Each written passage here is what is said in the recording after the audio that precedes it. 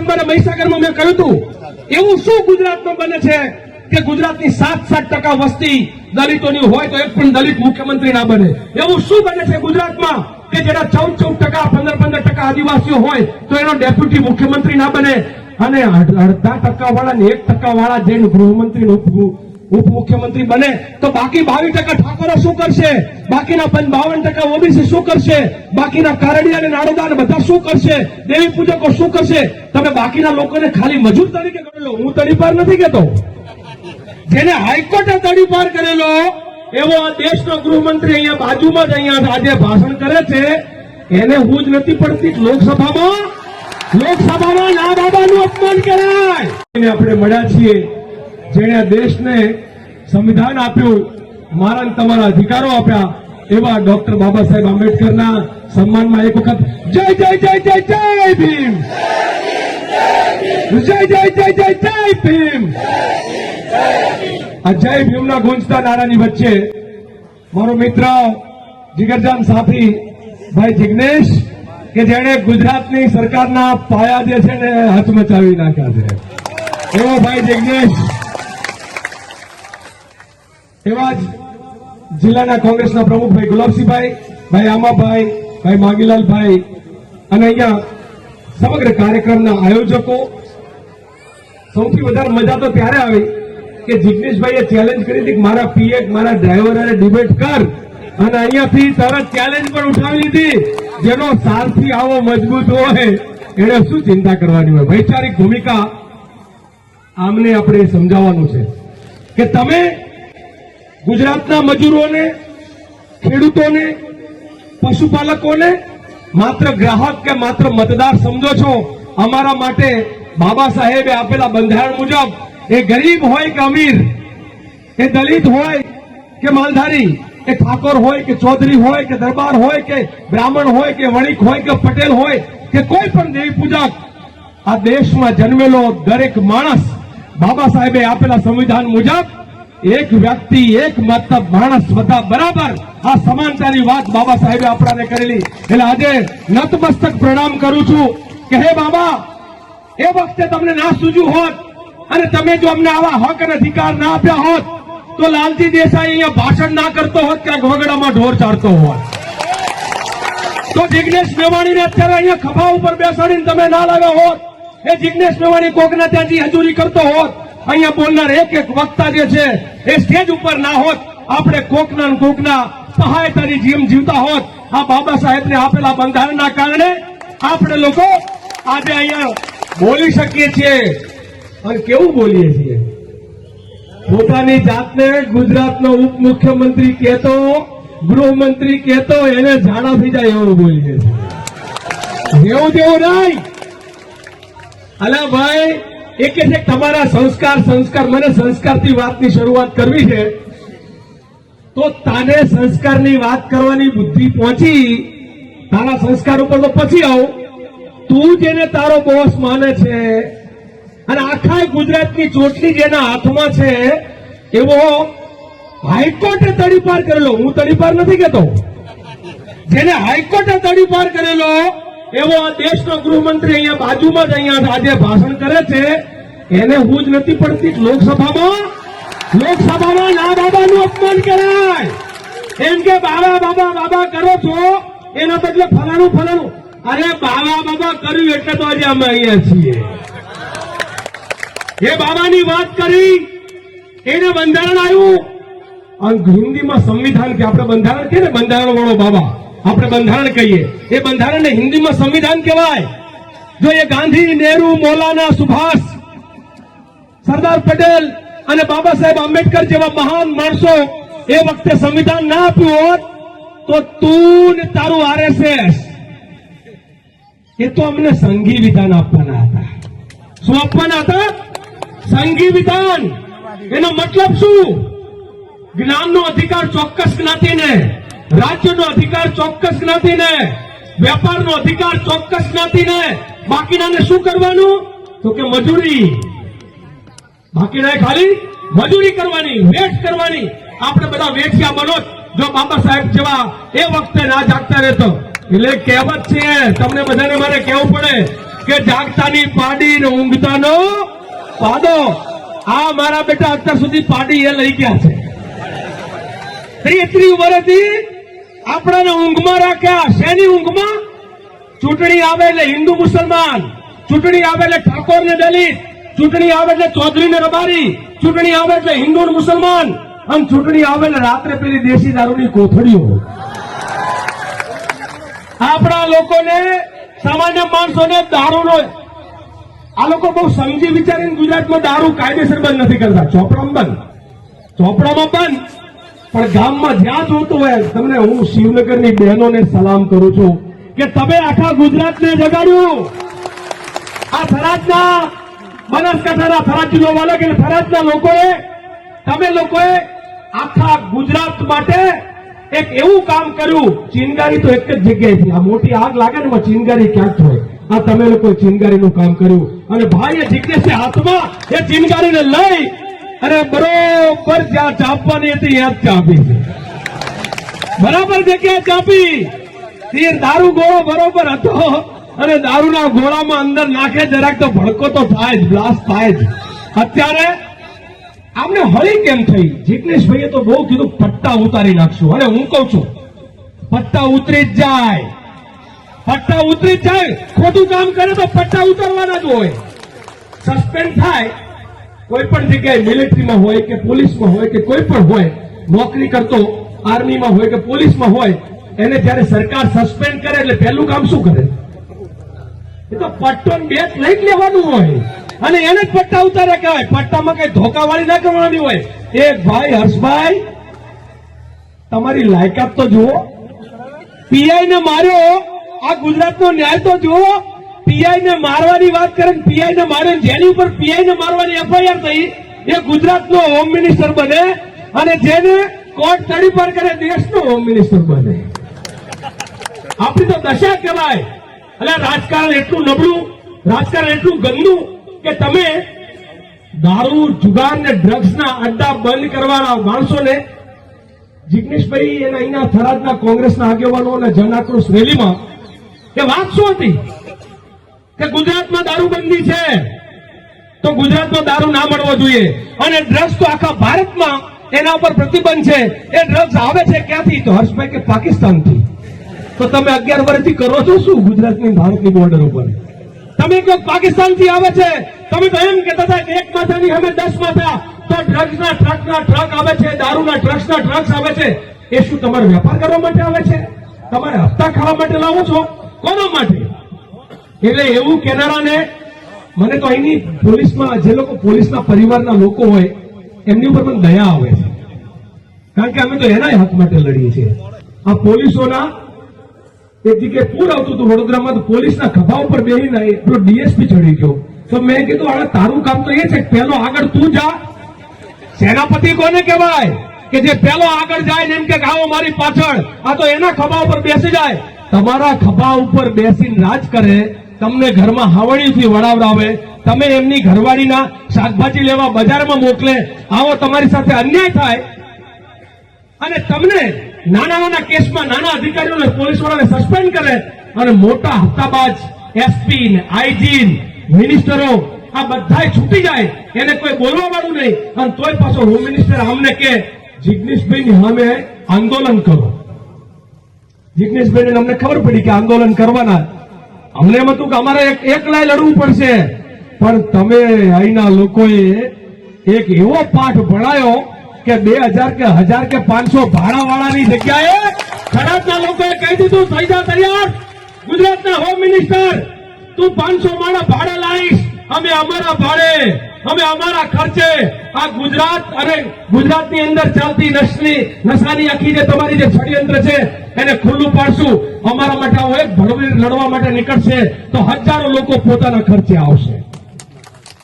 તમે વિચાર તો કરો, અહીં સ્વયંભૂ સભા ચાલે છે અને ત્યાં ભાડાની સભા ચાલે છે બાજુમાં જ, બધી સગવડતા, અને આ પૈસા શેમાંથી આવે છે? આ સભા ચાલે છે એના. તમને બનાસકાંઠાના લોકોને કહું કે બનાસકાંઠાની મોટા ભાગની સભાઓ એ બનાસ ડેરી ને બનાસ બેંકના ખર્ચે થાય, એ તમારા પરસેવાની કમાણીના ખર્ચે અહીંયા સભા અમિત શાહની થાય છે, આને રોકવું પડશે અને ચેલેન્જ કરવું પડશે. તમારે અહીંથી સુધી મોકલે ને ધારાસભ્યને, બનાસ બેંકના ચેરમેન ને બનાસ ડેરીના ચેરમેન અહીંથી જ ગયા છે ને. તમારે ચેલેન્જ કરવું પડશે. આ મને તો હમણાં ખબર પડી, કમલમ જે બને છે ને એમાં દૂધ મંડળીને પૈસા જાય. કમલમ બનાવ્યું. એટલે તમારે ભારતીય જનતા પાર્ટીના લોકો એસી માં જલસા કરવા, અમારી બેન આખો દિવસ ઢોરની વાહ રખડે, છાણવા સીધું કરે, આખો દિવસ ખેતીમાં મજૂરી કરે અને મજૂરીના પછીના કમાણીને તમે લોકો તમારા કમલમને ઉભા કરવા માટે તમારા એસી માં જલસા કરવા વાપરો. અને પછી જિગ્નેશ મેવાણી તમને હળી કરે અને કે દારૂના અને ખાલી દૂધના મંડળીના જ હપ્તા જાય છે એવું નથી હો.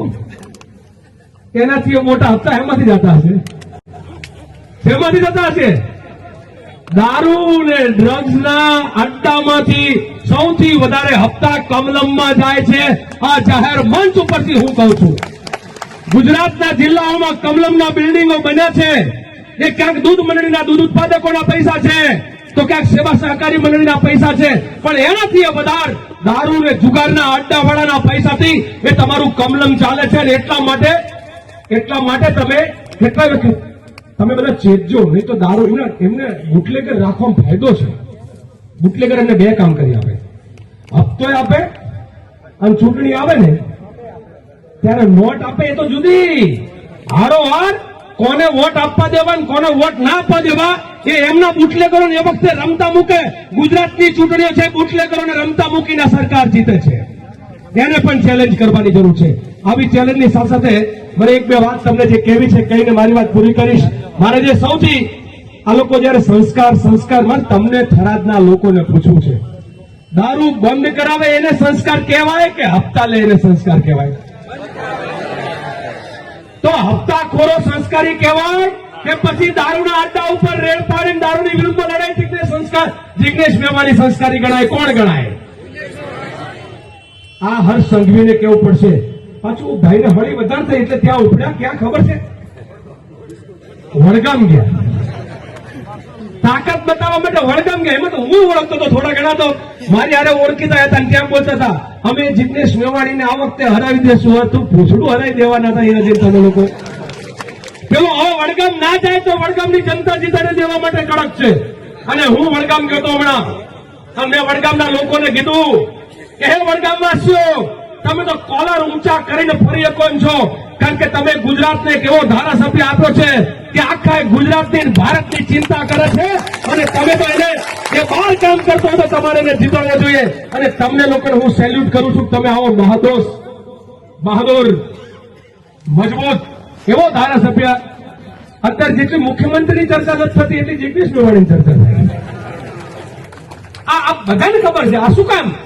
કારણ કે તમે બધા સ્વયંભૂ કેમ આવ્યા? અને પેલા ભાડે ગોતે છે તો માણસો આવતા નથી. ભાડા આપીને માણસો નથી આવતા. તમે તમારા ખર્ચે આવો છો. એનું કારણ શું?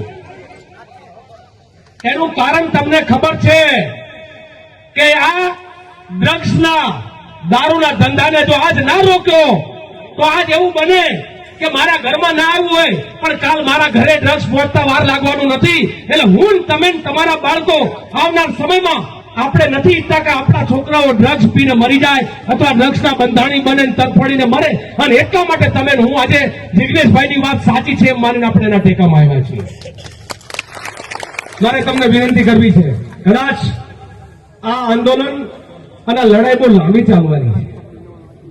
જિગ્નેશભાઈને હેરાન કરવામાં અને જિગ્નેશભાઈની જેમ જ મારા જેવા જે બોલકા બે ચાર લોકો છે એનો બી વારો પડવામાં આ સરકાર રાહ જોઈને બેઠી છે કે અમને ક્યારે હાણહામાં લેવા, બરાબર હાણસીમાં પકડી નથી કહેતા એ લેવા, એ રાહ જોઈને બેઠી છે.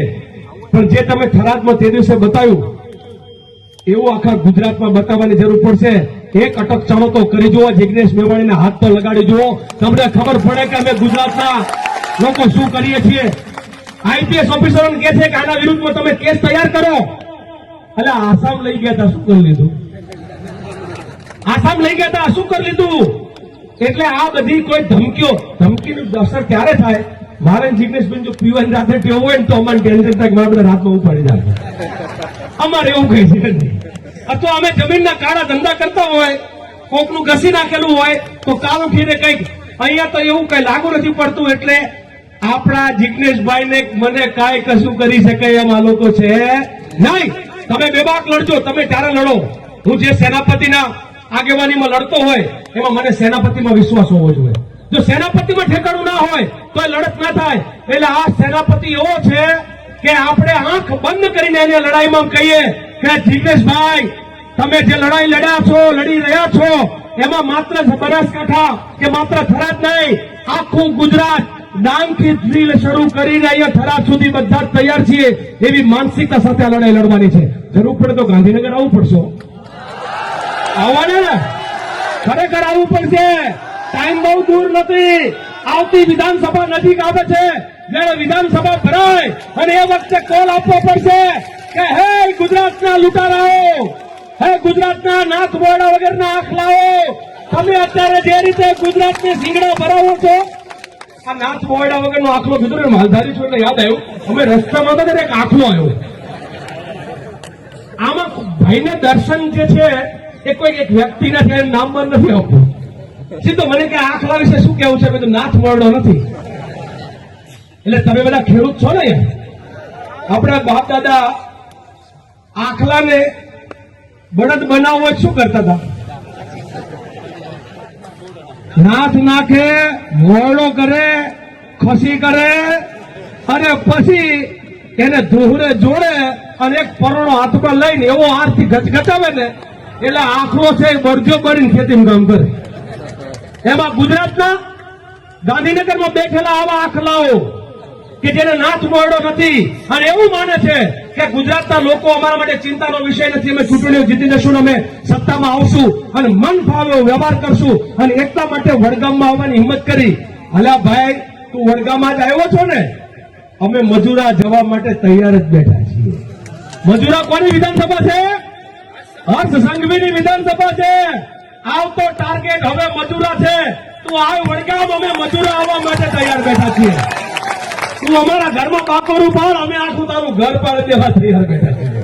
આવી માનસિકતા સાથે આપણે લોકો આગળ વધીએ છીએ. અને છેલ્લું વાક્ય મારે કેવું છે, નશા મુક્ત ગુજરાત. ન નરેન્દ્રનો અને શાહ અમિત શાહનો. આ નશા નરેન્દ્ર અને શાહથી આ મુક્ત ગુજરાત બનશે ત્યારે મારા અને તમારા અધિકારો જે થશે. અને આ નશા મુક્ત ગુજરાત કરીને જમશું. આ ગુજરાતમાંથી નશામાંથી સંપૂર્ણ ગુજરાત મુક્ત, એ ડ્રગ્સ અને દારૂમાંથી ખાલી નહીં, શોષણમાંથી મુક્ત, અત્યાચારમાંથી મુક્ત, બેન દીકરી પર થતા બળાત્કારમાંથી મુક્ત, આપણી સાથે થતા અન્યાયમાંથી મુક્ત એવું ગુજરાત. એટલે નશા મુક્ત ગુજરાત. નરેન્દ્ર શાહ, અમિત શાહ, નશા મુક્ત ગુજરાત માટે તમે હું સૌ તૈયાર થઈ જઈએ. જય જય જય જય જય ભીમ. મને જિગ્નેશભાઈએ કીધું એટલે કેવું તો પડશે. અમારે બે વચ્ચે ઝઘડો ચાલે છે. એ કે છે 8મું પાસ અને હું કહું છું કે નહીં 9મું નપાસ ઠોઠડો. હવે સર્ટિફિકેટ ઉપર રાતે પેલો ભાઈ ઊંઘે છે એની ચિંતા કરે છે કે હું 8મું પાસ કેવા આવું કે 9મું નપાસ કેવા આવું. એને પણ આવો તમે વિચાર તો કરો. મને ખરેખર શરમ આવે છે તમને કહું, ગુજરાતના રાજકારણમાં આપણે એટલા નબળા. અમારે વાત આક્રમકતાથી નથી કરવી, બહુ દુઃખ સાથે કહેવી છે. હમણાં એક FIR વાંચતો હતો, એક બેનનું ગર્ભાશય કાઢી લીધું. એ બેન ફરિયાદ કરે કે મારું ગર્ભાશય મને પૂછ્યા વગર કાઢી લીધું. આ ગુજરાતમાં લોકોના અંગના વેપાર, લોકોના ક્યારે શું કાઢી લે એ ખબર ના પડે. એ ગુજરાત બહુ. બેન પોતાની વાત પણ કરશે. મને તો બે વાંચીને મને આંખમાં આંસુ કે જેના બેનના લગ્ન નથી થયા એ પોતે લખે છે કે હું કુંવારી છું અને મારું આ રીતે ખાલી ગાંઠ કાઢવાની વાત હતી, તમે ગર્ભાશય કાઢી નાખો. હે નરાધમો, તમને શરમ નથી આવતી? કોઈ દીકરીનું તમે ગર્ભાશય કાઢો, એના આવનાર એના જીવનનું શું તમને કોઈ કલ્પના નથી આવતી? તમારે ધંધો કરવો છે, એલા ધંધો જ કરવો છે તો જઈ અને ક્યાંક એવો ધંધો કરો કે કોઈના ઘર કે કોઈનું જીવન ના આવવું જોઈએ. હા, મને શરમ આવે એટલું જ નહીં, પણ તમે જયારે બાબા સાહેબના સૌ અનુયાયી છો, હું તો મને મારી જાતને એમ કહું છું કે બાબા સાહેબ માટે મને એટલા માટે અથાગ પ્રેમ છે. એનું કારણ એટલું જ છે કે આ બાબા ના હોત ને તો તમે હું આજે રોતા હોત, બહુ જુદી રીતે રોતા હોત. તમે હું આજે જુદા આપણા શરીર ઉપર કોરડાવી જતા હોત. આપણે માત્ર મજૂર હોત.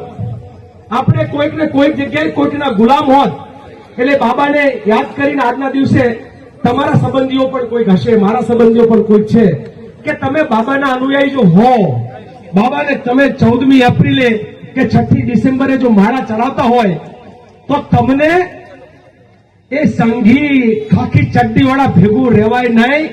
જેણે બાબાના સંવિધાનને દરિયામાં ફેંકવાની વાત કરી હતી એવા અડધી ચડ્ડીવાળા લોકોના ભેગા જઈને તમે બાબાનું અપમાન કરો છો. એટલે આપણામાંથી કોઈ કમળગટ્ટો નીકળે, આપણામાંથી કોઈ સંઘી ખાખી ચડ્ડીવાળો નીકળે તો એને કહેવાનું કે હે ખાખી ચડ્ડીવાળા, તું બાબાનો થયો નથી ને થવાનો નથી, તને હક નથી બાબાની વાત કરવાની, તને હક નથી બાબાને ત્યાં જઈને ફુલાર કરવાની. આ આપણે કહેવું પડશે.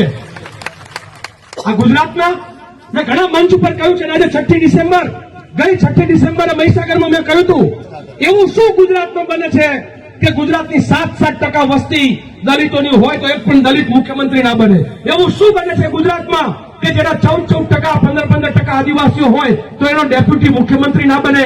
અને 18% વાળા ને 1% વાળા જઈને ગૃહમંત્રી ઉપમુખ્યમંત્રી બને તો બાકી 22% ઠાકોરો શું કરશે? બાકીના 52% ઓબીસી શું કરશે? બાકીના કારડિયા અને નાડોદા બધા શું કરશે? દેવી પૂજકો શું કરશે? તમે બાકીના લોકોને ખાલી મજૂર તરીકે ગણો છો, ખાલી મતદાર ગણો છો. ખાલી મતદાનના દિવસે અમને બપોરે રિક્ષાઓમાં ગાડીઓમાં બેહાડીને કે મત આપો જીતાડો, જીતાડવાના અમારે, તમારે ત્યાં જઈને સત્તામાં બેસી જવાનું. આ ના ચાલે. એટલે આવનાર સમયમાં ચેતવું પડશે. આવી ગરીબ, વંચિત, શોષિત, પીડિત સૌની, ખેડૂતોની, ખેડૂતોના દેવા માફ વાળી મારી વાત થોડી લાંબી થઈ, મને નથી કરવી, પણ મારે તમને પૂછવું છે